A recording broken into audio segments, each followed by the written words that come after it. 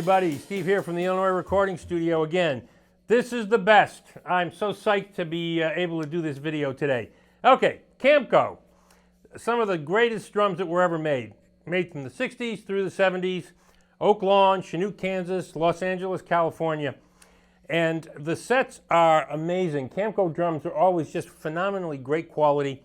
And the lugs look familiar to some of you younger people. That's because these lugs were originally designed by a fellow by the name of George Way from the George Way Drum Company. His business got sold to Camco Tool and Die, hence the name Camco, and they used those lugs. And after several iterations, Camco got sold, and basically what you end up with is that lug that you see right there became the DW lug when DW got the rights to this. Now, but what you see in front of you is the most important thing. This set is an incredible set. It's a one-owner set. It belonged to a person who was a band director for his entire life. I don't think this kid ever saw the light of day outside his home studio. It is a beautiful LA-era Camco kit. 8x12, 9x13, 14x14, 14x18 bass drum, 5x14 chrome over brass snare, all the stands and pedals, including the cowbell. There's even a Cymbal L-arm bracket here. The arm is not included, or the little set screw there, in case you want to play it like this with the 12, 14, 18. The double tom holder is there, of course. It was factory. This was a set that came from Frank's Drum Shop here in Chicago, the famous Frank's Drum Shop, Maury LeChan's place. The Camco pedals over there, you can see it. Stands are here. The cymbals even came with it, but the cymbals are not part of the set. We're going to sell the cymbals individually, separately.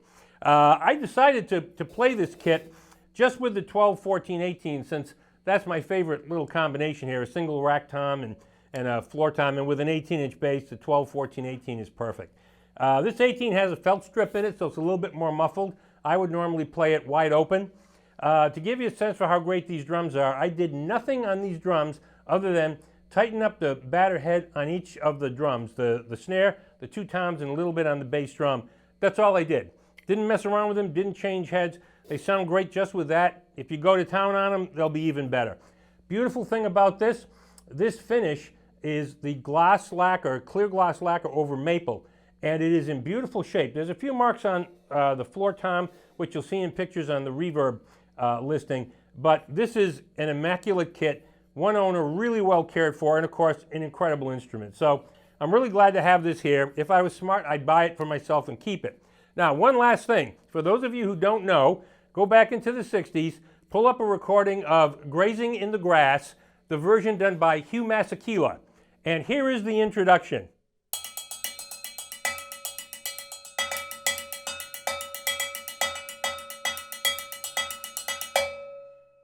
The coveted Ludwig cowbell that people pay $150 for, 60s era Ludwig cowbells. Anyway, so I'm going to shut up now, play the drums a little bit, and like I said, you can see this on the Reverb store.